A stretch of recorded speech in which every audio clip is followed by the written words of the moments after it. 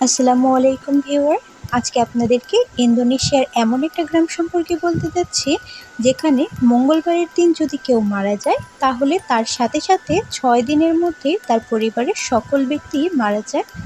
কি এমন ঘটেছিল এই গ্রামে যার ফলে মঙ্গলবারের দিন কেউ মারা গেলে তার পরিবারকে ভয়াবহ পতনের সম্মুখীন হতে হয়? কেনই বা এই পচন মৃত ব্যক্তির পরিবারের প্রত্যেকটা সদস্যকে ভয়াবহ মৃত্যুর সম্মুখীন করছিল? জানতে হলে দেখতে হবে আজকের আমার এই ইন্দোনেশিয়ান হরর মুভি যার নাম আলমারহুম। এটি ইন্দোনেশিয়ায় ঘটে যাওয়া সত্য ঘটনা অবলম্বনে তৈরি।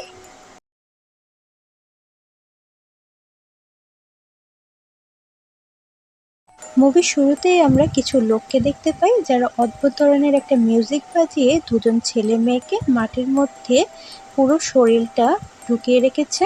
তাদের মাথাটা শুধু বাহিরে ছিল। তার মধ্যে একজন ছিল ইয়ান্ডা এবং তার বোন নুরি।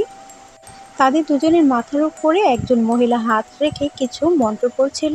কেন তাদের দুজনের সাথে এই ধরনের ঘটনা ঘটছিল জানতে হলে আমাদের ফিরে যেতে হবে 6 দিন আগে, যেখানে আমরা ইন্দোনেশিয়ার একটা গ্রামের মধ্যে ছোটখাটো একটা বাজার দেখতে পাই। সেই বাজারের মধ্যেই কেনাকাটা করছিল মিস্টার মুল। মিস্টার মুল মূলত কৃষিকাজে অনেকটাই অভিজ্ঞ ছিলেন। পুরো গ্রামের মানুষ তাকে এজন্য অনেকটাই শ্রদ্ধা এবং সম্মান করত। মিস্টার মুল যখন বাড়ির দিকে ফিরছিল তখনই তার দেখা হয়ে যায় মিস্টার বুড়ির সাথে, যে কিনা এই গ্রামে রবার গাছের চাষ করত। কিন্তু মিস্টার বুড়ি কৃষিকাজে তত বেশি অভিজ্ঞ ছিল না, যার ফলে তিনি মিস্টার মুলকে এই বিষয়ে তাকে একটু টিপস দিতে বলে। কিন্তু মিস্টার মুল তাদেরকে বেশি কিছু না বলে সেখান থেকে চলে যায়, যার ফলে মিস্টার বুড়ি একটু রেগে যায়। রাস্তার মধ্যে আমরা দেখতে পাই মিস্টার মুলের গাড়ি একটুর জন্য অ্যাক্সিডেন্ট হতে হতে বেঁচে যায়।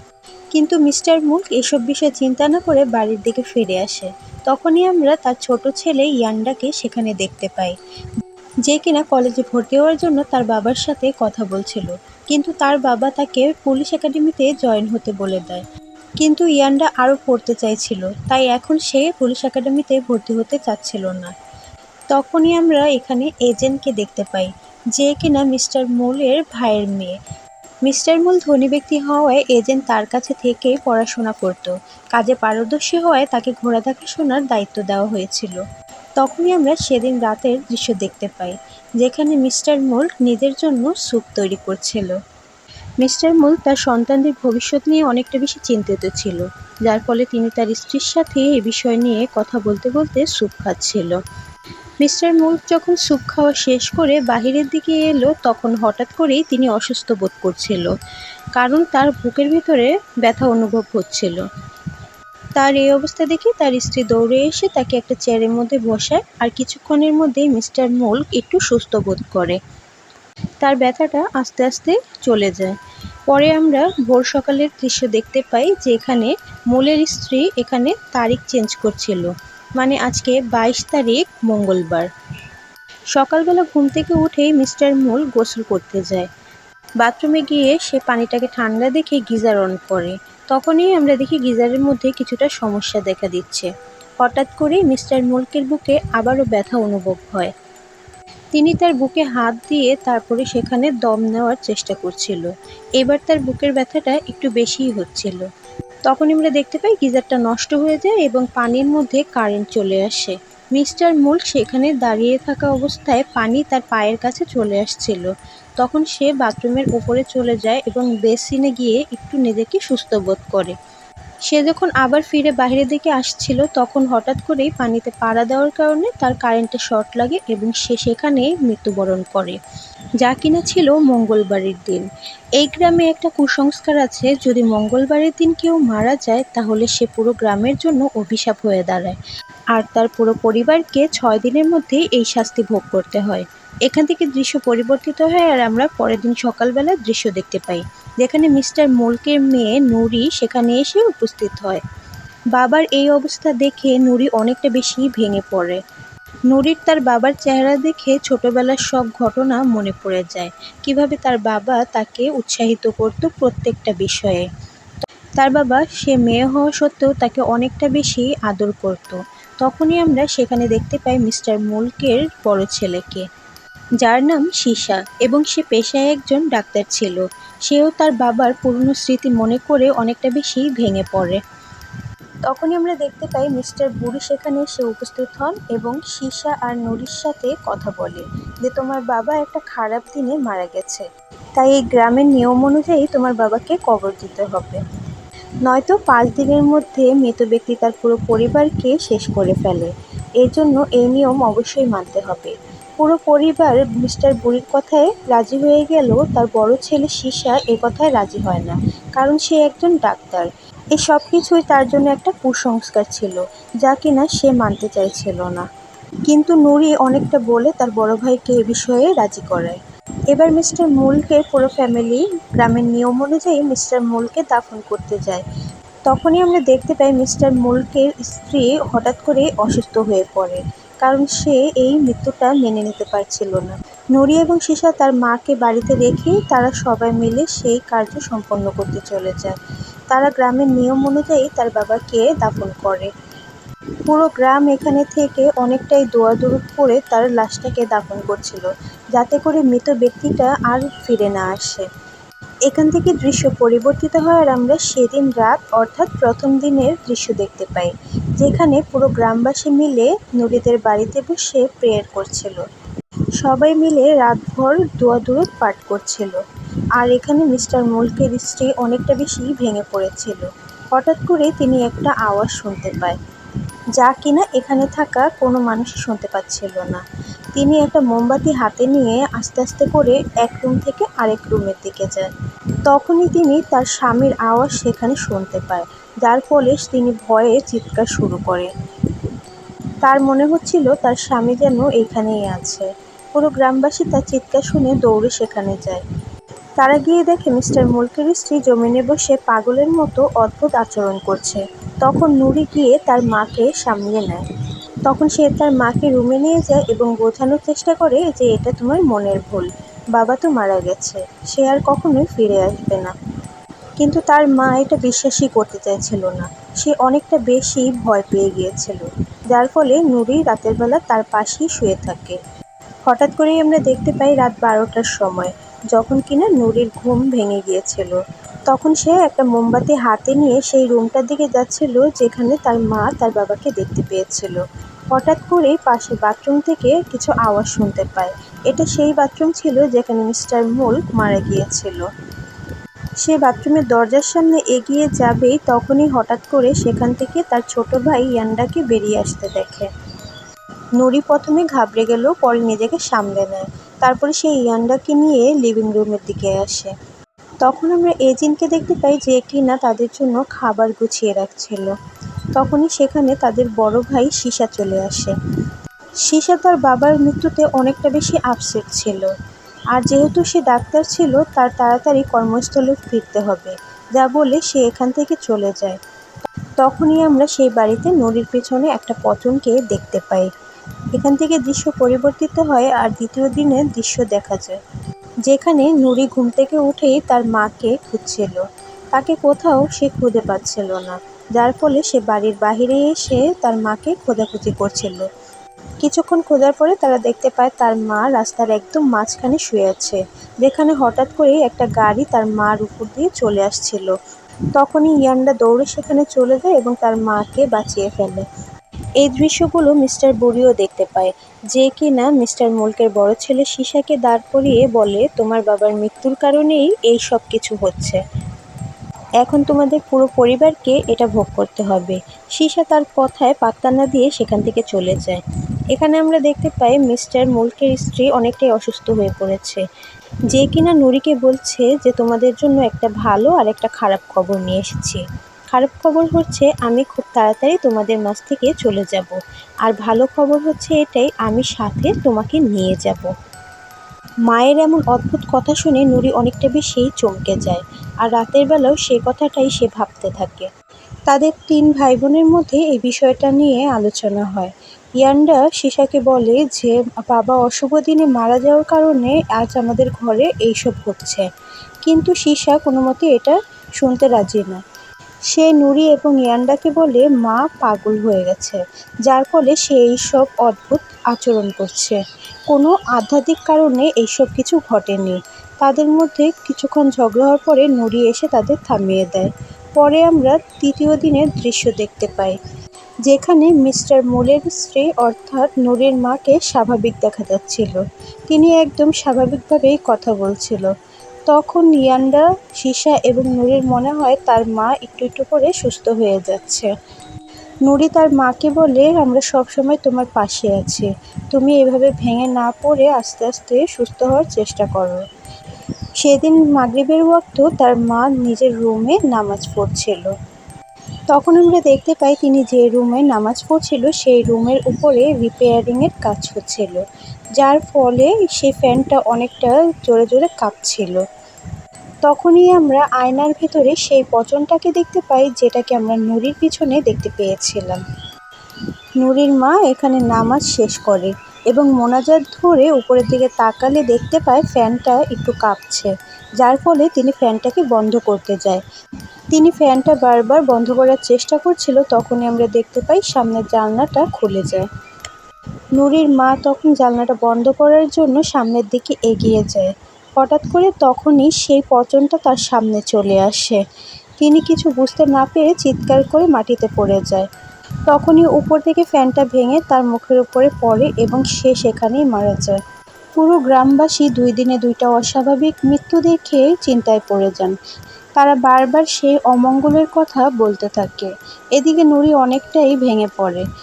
তখন মিস্টার বুরি ইয়ান্ডাকে ডেকে একটা তান্ত্রিকের নাম্বার দেয় আর বলে, যদি তোমাদের মনে হয় তাহলে ওনার সাথে গিয়ে দেখা করতে পারো, উনি সব সমস্যার সমাধান করে দিতে পারবে। এত কিছু ঘটে যাওয়ার পরে ইয়ান্ডারও তাদের কথায় বিশ্বাস হচ্ছিল। সে এই বিষয়টা নিয়ে সিসার সাথে কথা বলতে আসে, কিন্তু তাদের দুজনের মধ্যে আবারও এই বিষয় নিয়ে ঝগড়া হয়ে যায়। তখন নুরি তাদেরকে অনেক কষ্ট করে চুপ করায়। এরপরে আমরা সেই রাতেরই 12টা বাজে সময় দেখতে পাই, যেখানে নুরি তার মায়ের লাশের পাশে শুয়েছিল, কারণ সকালের আগে তার মার লাশকে দাফন করা যাবে না। 12টা বাজে তার ঘুম ভেঙে গেলে সে একটু উঠে বসে। তখনই পাশ থেকে তার মায়ের লাশ উঠে এসে তার মুখ চেপে ধরে। তখন সে দেখতে পায় তার মায়ের লাশ তো একইভাবে সেখানেই পড়ে আছে। সে তার মায়ের মুখটাকে সোজা করে দেয় আর ভাবতে থাকে সে হয়তোবা কোনো ভয়ানক স্বপ্ন দেখেছে। তখনই আমরা সিসাকে দেখতে পাই, যে কিনা তাদের ভাই বোনের সাথে ঝগড়া করে রাতে বাহিরে চলে এসেছিল। সে একটা ব্রিজের উপর দাঁড়িয়ে সিগারেট খাচ্ছিল। তখনই ব্রিজের এক পাশে সে তার মায়ের ডেড বডি দেখতে পায়, যে কিনা তার সামনে দাঁড়িয়েছিল। ভয়ে সে অন্য পাশে তাকালে সেখানে তার বাবার ডেড বডি দেখতে পায়। এসব কিছু দেখে সে অনেকটা বেশি ভয় পেয়ে যায়। তখনই তার পাশে থাকা লাইটটা হঠাৎ করে ভেঙে যায়। তখনই সিসা হুন্ডার দিয়ে দ্রুত তার বাড়ির দিকে চলে আসে। আসলে সে বুঝতে পারছিল না তার সাথে কি হচ্ছিল। তার মনে হয়েছে ঘুম হয়নি বলে তার সাথে এমনটা হচ্ছে, তাই অনেকগুলো সে ঘুমের ওষুধ খেয়ে বিছানার মধ্যে শুয়ে পড়ে। এখান থেকে দৃশ্য পরিবর্তিত হয় আর আমরা চতুর্থ দিনের দৃশ্য দেখতে পাই, যেখানে পুরো গ্রামবাসী মিলে নুরির মায়ের লাশটাকে দাফন করেছিল। সবাই বসে সেখানে কান্না করছিল, বিশেষ করে নুরি অনেকটা বেশি ভেঙে পড়েছিল। তখনই ইয়ান্ডা নুরিকে একটা তান্ত্রিকের নাম্বার দেখায়, যেটা তাকে মিস্টার বুড়ি দিয়েছিল। সে নুরিকে বলে, আমাদের এক্ষুনি তান্ত্রিকের সাথে গিয়ে যোগাযোগ করা উচিত। এবার নুরি ইয়ান্ডার কথা মেনে নেয় এবং তারা দুইজন তান্ত্রিকের সাথে দেখা করতে চলে যায়। অন্যদিকে আমরা দেখতে পাই সিসার ঘুম ভেঙে গেছে। খাট থেকে উঠে সে আয়নার সামনে বসলে আবারও সেই পচনটাকে আয়নার মধ্যে দেখতে পায়। সে পিছে ফিরে তাকালে কাউকেই দেখতে পায় না। হঠাৎ করেই তার অনেকটাই ঠান্ডা অনুভূত হতে থাকে। সে এজিনকে এসে জিজ্ঞাসা করে, মায়ের লাশ কি দাফন হয়ে গেছে? এজিন বলে, তুমি তো সারাদিন ঘুমাচ্ছিলে, তাই তাকে দাফন করে দেওয়া হয়েছে। তখন সে নুরি আর ইয়ান্ডার কথা জিজ্ঞাসা করলে এজিন জানায় তারা কোনো বিশেষ কাজে বাড়ি থেকে বাহিরে গেছে। তখনই আমরা তার মায়ের সিলিং থেকে রক্ত পড়তে দেখি। এদিকে নুরি আর ইয়ান্ডা সেই তান্ত্রিকের বাড়িতে চলে এসেছিল। তান্ত্রিকের বাড়ি পৌঁছাতে পৌঁছাতে তাদের রাত হয়ে গিয়েছিল। তারা দুজন গিয়ে সেই তান্ত্রিকের দরজায় দাঁড়ালে তারা একজন মহিলাকে দেখতে পায়, যে কিনা তান্ত্রিক ছিল। এটা সেই তান্ত্রিক ছিল যাকে আমরা এই গল্পের শুরুতে দেখতে পেয়েছিলাম। তান্ত্রিকের কাছে গিয়ে ইয়ান্ডা আর নুরি সমস্ত ঘটনা খুলে বলে। এদিকে আমরা দেখতে পাই সিসার বাড়ির সব আত্মীয়রা তার থেকে বিদায় নিয়ে বাড়িতে চলে যাচ্ছিল। তখন সিসা আবারও গিয়ে এজিনকে জিজ্ঞাসা করে, ইয়ান্ডা আর নুরি কি এখনো বাসায় আসেনি? সে এজিন জানায় না। তখনই সিসার মিস্টার বুড়ির কথাগুলো মনে পড়ে যায়। এখন সে তাদের কথাগুলো একটু একটু বিশ্বাস করছিল, কারণ গ্রামবাসী তাকে অনেকবারই এই বিষয় নিয়ে সতর্ক করেছে, কিন্তু সেই বিশ্বাস করতে চায়নি।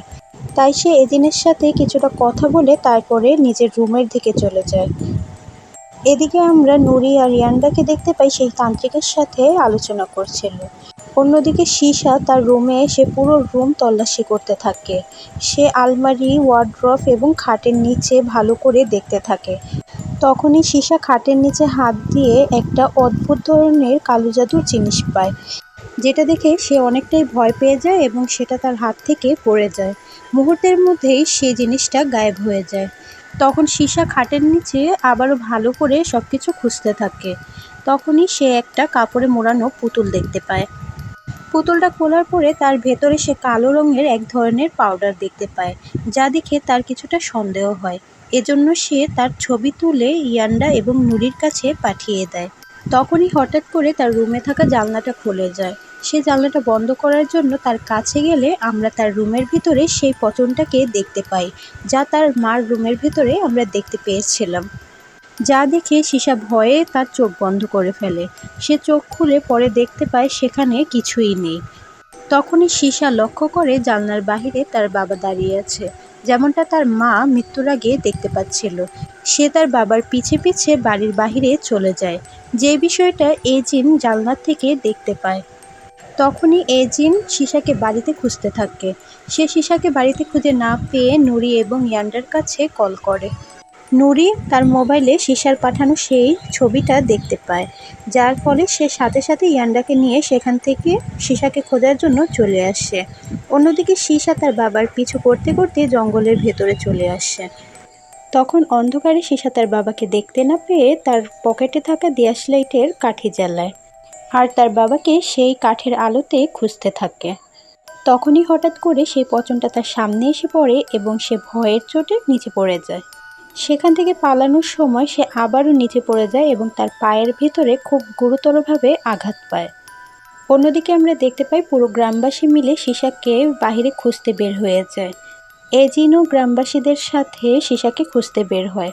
অন্যদিকে সিসা জঙ্গল পের হয়ে রাস্তায় এসে পৌঁছায়। তখন সে একটা গাড়ি থেকে লিফট নেয়, যাতে করে তাকে হসপিটালে পৌঁছে দেয়। সেই গাড়িটা তাকে নিয়ে হসপিটালের দিকে রওনা হয়ে যায়। গাড়িটা কিছুক্ষণ পর তাকে একটা হসপিটালের সামনে নামিয়ে দিয়ে যায়। সে অনেক কষ্ট করে সেই হসপিটালের দরজা পর্যন্ত পৌঁছায়, তবে ভেতরে সেই সময় কেউই ছিল না। সে অনেক ডাকাডাকির পর কাউকে না পেয়ে সেখানে থাকা একটা বেডের মধ্যে গিয়ে শুয়ে পড়ে। বেডের মধ্যে শুয়ে সে কিছুক্ষণের জন্য চোখ বন্ধ করে। কিছুক্ষণ পরেই দেখতে পায় তার ট্রলিটা কেউ টেনে নিয়ে যাচ্ছে। তখনই সে মুখ থেকে কাপড়টা সরালে সেই পচনটাকে দেখতে পায়। ভয়ে সেই কাপড়টা দিয়ে আবারও সে নিজের মুখটাকে ঢেকে নেয়। যখন ট্রলিটা থামে তখন সে মুখের থেকে কাপড়টা সরিয়ে দেখতে পায় তাকে ডুমঘরে রাখা হয়েছে, আর তার চারিপাশে অনেক লাশ। হঠাৎ করেই সেই লাশগুলো তার সাথে সাথে উঠে বসে। তারা সবাই সিসার দিকে ভয়ানকভাবে তাকিয়ে থাকে, যা দেখে সিসা অনেকটা বেশি ভয় পেয়ে যায় এবং ট্রলির থেকে নামতে যায়। তখনই নিচে থাকা ছুরির মধ্যে তার মাথা ঢুকে যায় এবং সে সেখানেই মারা যায়। অন্যদিকে গ্রামবাসীরা পুরো গ্রাম খুঁজে কোথাও সিসাকে খুঁজে পায় না। তখনই সেখানে নুরি আর ইয়ান্ডা এসে পৌঁছায়। তারা সিসার কথা জিজ্ঞাসাই করছিল, তখন মিস্টার বুড়ি এসে জানায় সিসাকে হসপিটালের দিকে দেখা গেছে। সবাই তখনই দৌড়ে হসপিটালে গিয়ে পৌঁছায় এবং সেখানে সিসার লাশ দেখতে পায়, যা দেখে নুরি এবং ইয়ান্ডা অনেকটা বেশি ভেঙে পড়ে। এরপর আমরা পঞ্চম দিনের দৃশ্য দেখতে পাই, যেখানে সিসাকে কবর দেওয়ার পরে নুরি অনেকটা বেশি ভেঙে পড়ে। সে তার কবরের সামনে বসে কান্না করছিল। সেখানে এজিন এবং বাকি সব সদস্যরাও উপস্থিত ছিল। তখনই আমরা নুরির চাচাকেও দেখতে পাই সেখানে এসে উপস্থিত হতে। একের পর এক তাদের পরিবারের প্রত্যেকটা সদস্যের মৃত্যু হওয়াতে নুরি এবং ইয়ান্ডা অনেকটা ভেঙে পড়েছিল। বিশেষ করে নুরি, যে কিনা কোনোভাবেই মানতে পারছিল না এসব মৃত্যুকে। হঠাৎ করেই সেদিন সন্ধ্যাবেলা নুরির খুব ঠান্ডা অনুভূত হচ্ছিল, যেমনটা আমরা সিসার ক্ষেত্রে দেখতে পেয়েছিলাম। নুরি ঘরের ভিতরে গেলে হঠাৎ করে সিসার পাঠানো সেই ছবির কথা মনে পড়ে, যেখানে কাগজের তৈরি পুতুল ছিল। তখনই নুরি তার পুরো রুম খোঁজার পরে খাটের নিচে একইভাবে সেই কাগজের পুতুল পায়, যেমনটা সিসা পেয়েছিল। নুরি তখনই সাথে সাথে ইয়ান্ডার রুমে গিয়ে ইয়ান্ডাকে সকল বিষয় খুলে বলে। তারা সাথে সাথেই সেখান থেকে সেই তান্ত্রিকের বাড়ি রওনা হয়ে যায়। তারা তান্ত্রিকের কাছে গিয়ে এই কাগজের পুতুলটা দেখায়, যেটা দেখে তান্ত্রিক তাদের জিজ্ঞাসা করে, এটা তোমাদের ঘরে কতদিন ধরে রয়েছে? নুরি এবং ইয়ান্ডা বলে, আমরা তা জানি না। তান্ত্রিক জানায়, এই কাগজের পুতুল দ্বারা তোমাদের পুরো পরিবারের উপর ব্ল্যাক ম্যাজিক করা হয়েছে, আর এই ম্যাজিকের প্রভাব কাটাতে হলে আমার কিছু রিচুয়াল করতে হবে।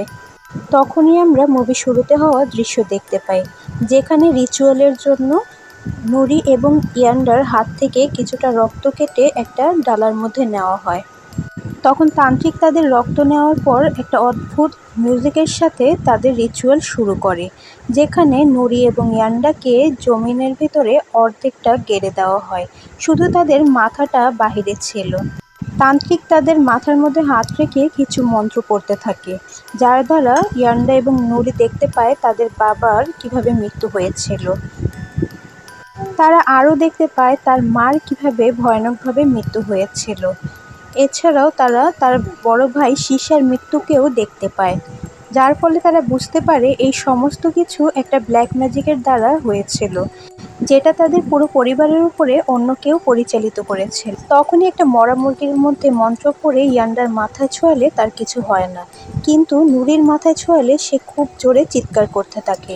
এর কারণ ব্ল্যাক ম্যাজিকের নেক্সট টার্গেট এবার হচ্ছে নুরি, আর এই সব কিছুর পিছনে দায়ী তাদের চাচা এবং এজিন, যে কিনা তাদের চাচার মেয়ে। তান্ত্রিকের মন্ত্রের কারণে নুরি এবং ইয়ান্ডা সেখান থেকেই তাদের পরিবারে ঘটে যাওয়া সবকিছু দেখতে পাচ্ছিল। তান্ত্রিক তার মন্ত্রের সাহায্যে তার চাচার কালো জাদুকে নষ্ট করে ফেলে, যার ফলে তার চাচার পাঠানো পচন তার কাছেই ফিরে যায় এবং তার মুখের মধ্যে অ্যাসিড ফেলে তাকে সেখানেই মেরে ফেলে। আসলে খারাপ কিছুর ফল সবসময় কিন্তু খারাপই হয়। এদিকে তান্ত্রিক নুরির উপরে করা কালো জাদুর প্রভাব কাটানোর চেষ্টা করছিল, কারণ নুরি যেদিকেই তাকাচ্ছিল সেদিকেই সেই পচনটাকে সে দেখতে পাচ্ছিল। এমনকি ইয়ান্ডার মধ্যেও সেই পচনটাকেই সে দেখতে পাচ্ছিল, যার ফলে সে ভয়ে চিৎকার করে সেখান থেকে দৌড়ে জঙ্গলের দিকে চলে যায়। জঙ্গলের মধ্যে সে পাগলের মতো দৌড়াতে থাকে। তখনই একটা গাছের পাশে সে আবারও সেই পচনটাকে দেখতে পায়, যার ফলে ভয়ে সে অন্যদিকে দৌড় দিলে উল্টে মাটির ভিতরে পড়ে যায়। এখানে আমরা কয়েক বছর আগের ঘটনা দেখতে পাই, যেখানে মিস্টার মুলের কাছে মিস্টার মুলের ছোট ভাই সোনিও এসেছিল, যে কিনা তার অ্যাক্সিডেন্টের কারণে তার মেয়ের দেখাশোনার জন্য তার বড় ভাইয়ের কাছে রেখে গিয়েছিল। যেহেতু মিস্টার মুল বড়লোক ছিল আর মিস্টার সুনিওর ওয়াইফ অনেক বছর আগেই মারা গিয়েছিল, এই কারণে সুনিও তার মেয়ে এজিনকে মিস্টার মুলকের বাড়িতেই রেখে যায় পড়াশোনার জন্য। এদিকে মিস্টার মুল তার ছেলেকে ডক্টর ইঞ্জিনিয়ার বানানোর চেষ্টা করছিল, কিন্তু এজিনকে ভালো ভবিষ্যৎ দেওয়ার বদলে তিনি ঘোড়া লালন পালনের দায়িত্বে রেখে দিয়েছিল, যার ফলে এজিন অনেকটা বেশি কষ্টে ছিল, যা তার বাবার সাথে শেয়ার করে। এজন্য মিস্টার সুনিও প্রচণ্ড রেগে যায় এবং মিস্টার মুলকের পুরো ফ্যামিলির উপর ব্ল্যাক ম্যাজিক করে বসে। সেই ব্ল্যাক ম্যাজিকের যে জিনিসপত্র ছিল এগুলো এজিনের মাধ্যমে প্রত্যেকটা ব্যক্তির রুমে আলাদা আলাদাভাবে খাটের নিচে রেখে আসে। এবার নুরি এবং ইয়ান্ডা বুঝতে পারছিল যে সকল কিছু তার চাচা এবং এজিন করেছে। অন্যদিকে আমরা এজিনকে দেখতে পাই, যে কিনা রাতের বেলা বাড়িতে ফিরছিল। সে বাড়িতে আসার সাথে সাথে সেই ঘোড়ার সামনে যায় এবং তার লাগাম ধরে জোরে টানে। সে কিছু বুঝে ওঠার আগেই সেই ঘোড়াটা লাগামটা তার পায়ে আটকে যায় এবং ঘোড়া তাকে টেনে জঙ্গলের দিকে নিয়ে যায়। তখনই একটা গাছের সাথে আঘাত লাগার কারণে এজিন সেখানেই মারা যায়। আর এই সব কিছুই করছিল সেখানে থাকা সেই পচনটা, যা তার বাবা নুরি এবং ইয়ান্ডার পিছনে পাঠিয়েছিল। এরপর আমরা দেখতে পাই তান্ত্রিক সেখানেই রিচুয়াল শেষ করে এবং নুরি সেই পচনের হাত থেকে মুক্তি পেয়ে যায়। এখান থেকে দৃশ্য পরিবর্তিত হয় আর আমরা পরের দিন সকালবেলার দৃশ্য দেখতে পাই, যেখানে সবাইকে দাফন করার পরে নুরি এবং ইয়ান্ডা বাড়ির দিকে ফিরছিল। তখনই আমাদেরকে এই মুভির শেষের দৃশ্য দেখানো হয়, যেখানে একটা দরজার মধ্যে একটা লোক টোকা দিচ্ছিল। দরজাটা খুলে বের হয়ে আসে সেই তান্ত্রিক, যে কিনা নুরি এবং ইয়ান্ডা রিচুয়াল করছিল, আর তার সাথে দেখা করতে গিয়েছিল মিস্টার বুরি। আর এরই মাধ্যমে শেষ হয়ে যায় আজকের আমাদের এই মুভিটি। মুভির এক্সপ্লেনেশন আপনাদের কাছে কেমন লেগেছে কমেন্ট করে জানাতে ভুলবেন না। আর মুভিটি যদি ভালো লেগে থাকে তাহলে আমার চ্যানেলকে লাইক এবং সাবস্ক্রাইব করে পাশে থাকা বেল বাটন অন করে দিবেন। এতে করে আমার চ্যানেলের নতুন নতুন ভিডিও আপনাদের কাছে সবার আগে পৌঁছে যাবে। দেখা হবে অন্য আরেকটি মুভি এক্সপ্লেনেশন নিয়ে। ততক্ষণ সবাই ভালো থাকবেন, সুস্থ থাকবেন। আল্লাহ হাফেজ।